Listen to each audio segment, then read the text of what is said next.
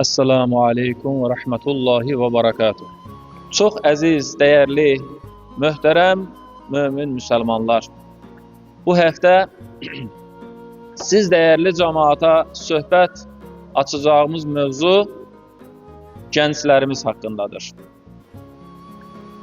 Gənclərimizin ifratdan, təfritdən, xüsusilə radikallıqdan uzaq durub, Rəbbimizin qoyduğu o mübarək yol ilə gedə bilməyi üçün nə etməli?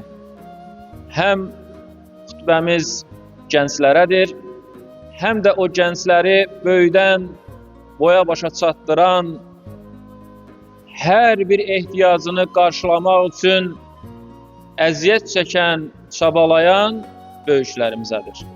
Əziz dəyərli möminlər, Uca Rəbbimizə sonsuz həmd-ü sənalar olsun ki, o bizi Qur'an-ı Kərimində də ifadə etdiyi kimi Bəqərə surəsi 143-cü ayədə elə bir ümmət etdi ki, ümmətlər arasından elə bir ümmət etdi ki, o ümmət Qur'an-ı Kərimdə ümmətən vasatan adlanır. Bismillahirrahmanirrahim.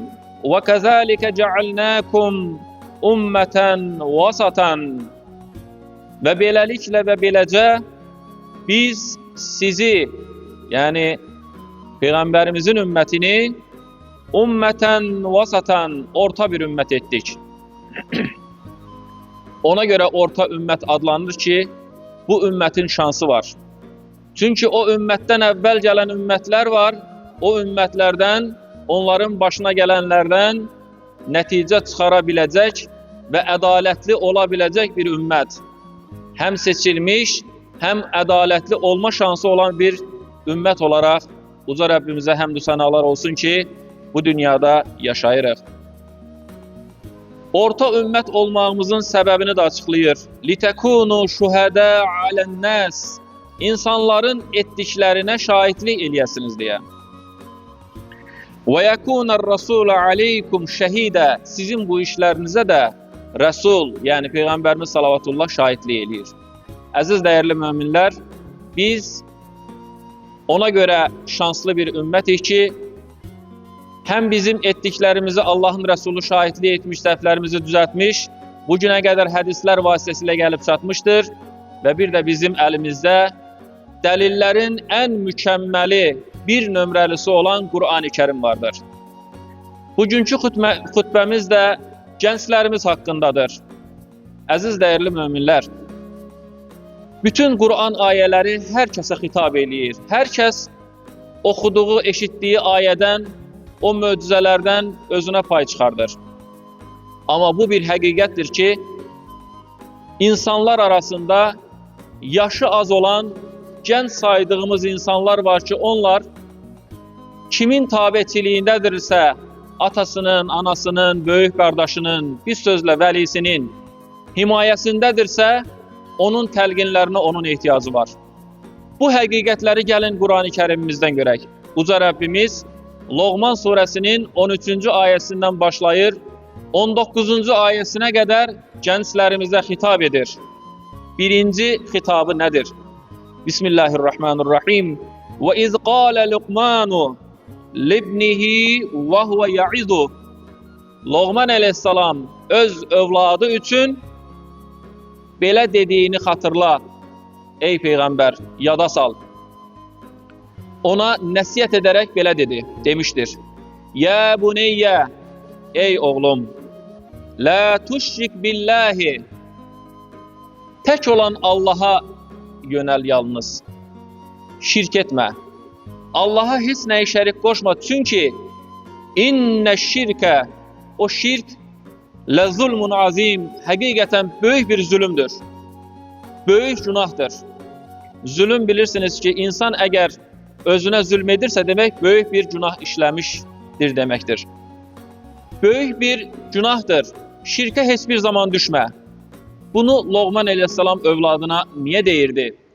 Çünki uşaqlar, gənclər, tabeliyimizdə olan, evlərimizdə olan gənclərimiz, gələcəyimiz olan gənclərimizin inanın ki, ətraf mühitdən təsirlənməsi böyük bir faiz göstəricisidir. İnanın ki, övladımız əgər bir an olmuş olsun nəzarətdən kənarda qalarsa, nəinki şirk, şirkin ən böyüyünü heç Allahı belə tanımayan hala gəlib çıxar. Nümunələri həm ölkəmizdə, həm ölkəmizin xaricində, hətta müsəlmanların daha çox yaşadığı ölkələrdə vardır. Əziz dəyərli möminlər, Loğman əleyhissalam oğluna bir zamanlar nəsihət edirdi. Onu Allah'tan başkasına yönelmemesini emredirdi, tövsiye edirdi. Ve biz de bugün o tövsiyəni öz övladlarımıza etməliyik. Belə fikirləşə bilərik ki, hansı zamandır, 21-ci əsrdir, bizim övladlarımız yönələ bilərmi? Yönələr.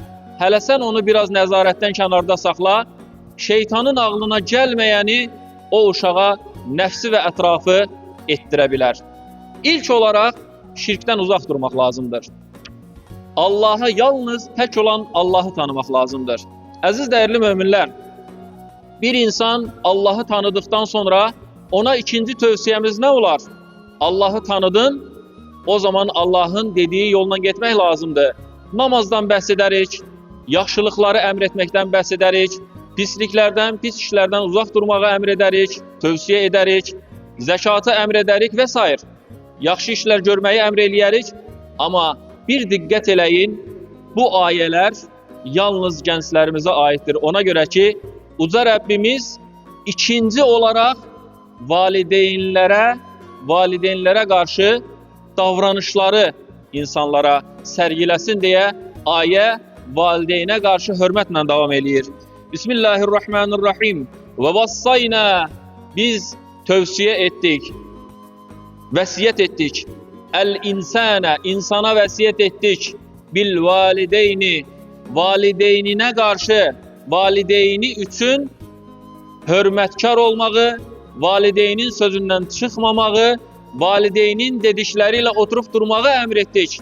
Əziz dəyərli möminlər, bu gənclərimizə aid olan ikinci sırada olan sıralamada ikincidir.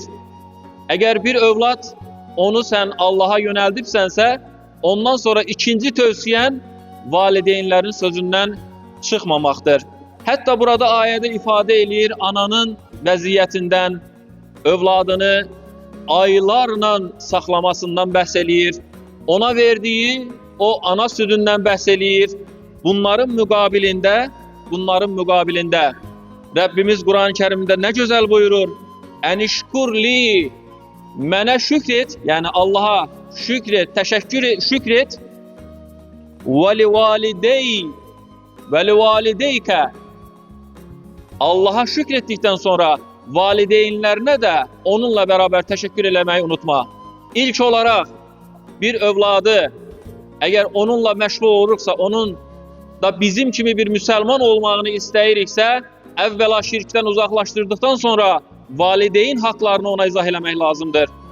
Ona görə ki, bir övlad valideyn nəzarətindən kənarda hər hansı bir məscidə getmişsə, əgər həmin məsciddə və yaxud da həmin getdiyi o yerdə, toplaşdıqları bir yerdə əgər art niyyətləri varsa, o zaman o uşaq valideyninə danışmadan o yerlərə gedirsə, bilsin ki, düzgün bir yolda deyildir. Hətta bir məscidə getsə, legal olan, doğru olan, səhih mənbələrə əsaslanan, imamları bəlli olan bir yerdən məlumatlar əldə edilmiş olsa belə, yenə valideyn övladını nəzarətdən kənarda qoymamalıdır. Övladı hansı məscidə gedir, kimləri dinləyir və yaxud da internet vasitəsilə kimlərdən bəhrələnir, onu mütləq araşdırmalıdır. Çünki övlad, uşaq, gənclər daha tez şeytanlaşmış insanların nəfsinin köləsinə çevrilməyə məhkumdurlar. Ona görə də Rəbbimizin gözəl ayələrini oxuduqca, mənalarına başvurduqca görürük ki, Allah Taala bir insanı, bir gənci yetişdirməyin ən gözəl yolunu vaxtilə yaşamış peyğəmbərlərindən biri Loğman əleyhissalamın oğluna etdiyi nəsihətlərlə nə gözəl anlatmışdır. Yüz minlərlə, 124 minlərlə peyğəmbər gəlib keçmişdir. O peyğəmbərlərdən yalnız bir neçəsinin onlarla peyğəmbərin haqqındakı məlumatlar Quran-Kərimdə əks olunur. O məlumatlar dəyərli məlumatlardır ki, bugün bizə lazım olan məlumatlardır ki, Allah Teala onu Quran-Kərimində bizə hekayə olaraq vermişdir. Bu ayələri hər bir gəncimizə bəlkə də əzbərlətməliyik. Əziz dəyərli möminlər, ola bilər valideynlər içərisində də Allahı tanımayanlar ola bilər. Amma təsəvvür edin ki, Quran-Kərim ayələrini oxuyandan sonra gənclərimiz çox gözəl başa düşürlər ki, valideyn hansı dində olursa olsun, valideyn sənə hansı dini təlqin eləyirsə eləsin, əgər o din İslam deyilsə, qeyrisidirsə, o zaman o dinə getməməklə bərabər yenə valideynlə dost olmağı Allah Teala bizə Quran-Kərimdə əmr eləyir. Buyurur ki, Bismillahirrahmanirrahim. وَاِنْ جَاهَدَاكَ عَلَى أَنْ تُشْرِكَ بِي مَا لَيْسَ لَكَ بِهِ عِلِمٍ فَلَا تُطِعْهُمَا وَصَاحِبْهُمَا. Ona itaat etməsən də, hər nə qədər onun səni dindən uzaqlaşdırmasını istəməsən də, ona düşman olmamakla beraber ve sahibhuma fid dunya ma'rufa. Bu dünyada onun dostu olmalısan. İster ata, ister ana. Bu cür ayələri okuyan bir genç sizce onu doğru yola çekmeyen valideyninə qarşı eğer onu dinləməsə də belə ona düşman kəsilərmi? Radikal bir mövqedən çıxış edə bilərmi? Radikallıq elə buradan başlayır. Quran-Kərimin heç bir ayəsində radikallığa təşvik yoxdur. Sadəcə qulaqdan dolma nağıllardan sonra insanlar radikallığa yönələ bilər. Quran-Kərim elə bir möcüzəvi kitabdır ki, bu kitab sayəsində Allah Rəsulunun hicrəti gerçəkləşmişdir. Allah Rəsulunu Taifdə daşa tutdular. Digər yerlərə getdi, qarşılanmadı, qəbul edilmədi. Amma Mədinə xalqı onu qəbul elədi. Nəyin sayəsində? Gənc yaşlarında Quran öyrənib, valideyninə hörmətdə qüsur etməyib, Quran ilə Mədinəni, Yəsrib şəhərini fəth edən Mus'ab bin Ümeyr radiyallahu anh'ın sayəsində, Quranın sayəsində Allah Rəsuluna o şəhər qucaq açmışdır. Ona görə də övladlarımıza hər nə öyrədiriksə öyrədək, öyrətdiklərimizin əvvəlində Quran-ı Kərimi təlqin etmək, öyrətmək gəlməlidir. Çünki elə bir alim yoxdur ki, Qurandan üstün bir sözə sahib olsun. Hər kəs Qurandan istifadə eləyir, bəziləri xaric. Ona görə də Quran-ı Kərimi oxumaq və övladlarımıza öyrətmək, övladlarımıza da bizim yolumuzda olsunlar deyə Qurandakı ayələri öyrətmək lazımdır. Bu ayələri onlara oxumaq lazımdır. Ondan sonra növbəti tövsiyə. Ey oğlum, buyurur ya buneyyə Luqman aleyhissalam. İn teku misqale habbetin min xardal fetekun fi sakhratin ev fis semavati ev fil ardı ya'ti bihallah. Sənin gördüyün iş nə olursa olsun, istər yaxşı, istər pis, o bir gün sənin qarşına çıxacaqdır. O iş zərrə miqdarı, xardal dənəsi oyda olsa belə, hətta o kiçiklikdə olmağına baxmayaraq, gözə görünməyəcək səviyyədə olmağına baxmayaraq, hətta bir qayanın içərisində olsa, əfis səmavati, göylərin dərinliklərində olsa, əvfil ardı, yerin dərinliklərində olsa, yenə də yə'ti bihallah, Allah Teala onu çıxardar, sənin qarşına gətirər. Ona görə də övlada bunları açıqladıqdan sonra o özü-özlüyündə dərk edəcəkdir. Bir də Quran-ı Kərim ayəsi olduğu üçün ona bir fərqli, daha etina ilə yanaşmalı olduğunu dərk etdirəcəkdir. Quran ayəsi deyir, mən nə iş görürəmsə görəm, istər gördüyüm o iş az olsun, çox olsun, fərqi yoxdur. Daşın içində, qayanın içində də yerləşsə, göylərin dərinliklərində də yerləşsə, yerin dərinliklərində də yerləşsə, Allah Teala bir gün onu mənim qarşıma çıxardacaq. O zaman o gənc o tövsiyələrdən sonra daha diqqətli olmalıdır. Əgər olmursa, yenə təkrar Quran ayələrini ona oxutturmaq lazımdır, ona öyrətmək lazımdır. Bir gün gələr, Quran ayəsi ilə o qəlbi fəth olar, Allahın doğru yoluna gələr. Əziz dəyərli möminlər, İnnə zəlikə min azmil umur. Bütün bu anlatılanlar, bütün bu söylənənlər valideynlərin üzərinə düşən bir vəzifədir. Çünki min azmil umur, bu dediklərimiz hamısı vacib işlərdir, vacib əməllərdir. Bəlkə onun yeməyini, içməyini təmin etmədən əvvəl bu kimi şeyləri onlara təlqin eləmək lazımdır. Ondan sonra isə "Ya buneyyə" Loğman əleyhissalam oğluna tövsiyələrini verir. "Əqimis salata" namazını qıl. "Və'mur bil ma'rufi" insanları yaxşı işlərə dəvət elə. "Vənhə anil munkar" pis olan, xoşa gəlməyən işlərdən uzaq dur. "Vasbir" ən önəmli məqam. İnsanın bu dünyada başına gələn bir sıra hadisələr var ki, elə ümumiyyətlə bütün hadisələr insanın imtihanıdır. Elə imtihanlar var ki, çətindir. Amma Rəbbimizin əmri, tövsiyəsi vardır. "Vasbir" deyir, ey oğul səbr elə. "Mə asabəkə" başına gələn hər çətinliyə, hər şeyə səbirlə yanaş. Döz demək istəyir uca Rəbbimiz. Ondan sonra "Və la tusa'ir xaddəkə lin-nasi" işlərin yolunda olub artıq heç kimə möhtac olmadığın bir zamanda insanlardan təkəbbürlə üç çevirmə. "Və la təmşi fil ardı maraha" yer üzərində lova gəzib dolanma. "İnnallaha la yuhibbu" çünki Allah sevməz. "Kullə muxtalin fəxur" həm özündən razı olanı, həm də lovğanalaraq gəzən insanları Allah Taala sevməz. "Vaqsid fi məşşik" yeriyəndə yerişini düzgün, mütəvazi şəkildə yerişinə diqqət elə. "Vəğdud min sautik" səsini isə ucaltma. Çünki "İnnə ənkəral əsvati la sautul hamir" uzun qulağın səsindən hamımızın xəbəri vardır ki, ən hündür, ən uca səslə səs çıxaran heyvan uzun qulaqdır. Allah Taala o səsi də sevməz deyə Loğman əleyhissalam oğluna bu nəsihətləri, bu vəsiyyətləri verir. Əziz dəyərli möminlər, bütün bunların hamısı sadəcə bu ayələrdə deyilənlər deyil, hər biri hər birimiz üçündür. Ona görə də bizim üzərimizdə düşən vəzifə əgər Allahın razı olduğu bir qul olmaq istəyiriksə, Qur'anın əxlaqından istifadə etməliyik.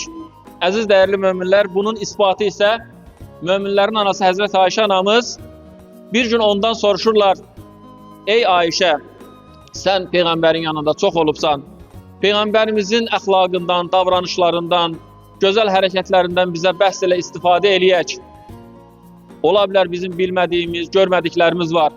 Deyir ki, ona sual edənlərə: "Siz Qur'an məyər oxumursunuz?" O çox gözəl bilirdi ki, onlar Qur'an oxuyurlar. Hətta çoxları Qur'anın hafizidirlər. Demək istəyirdi ki, Allahın Rəsulunun da tövsiyəsi, insan əgər insanlar arasında gözəl bir mövqe, Allahın istədiyi bir ölçüyə, bir yerə gəlmək istəyirsə, mütləq Qur'anın təlqin elədiyi, göstərdiyi yolla gedib Qur'anın əxlaqı ilə əxlaqlanmalıdır. Uca Rəbbim burada əyləşən bütün gənclərimizə Qur'an ayələrini özlərinə düstur etməyi, burada əyləşən gənclərin vəlilərinə, valideynlərinə, yaxınlarına isə gənclərimizi Qur'an-ı Kərimdə göstərildiyi kimi gözəl yola təşviq etməyi Uca Rəbbim nəsib eyləsin. Və aqimus salah, cümləniz xeyirli, bərəkətli, mübarək olsun.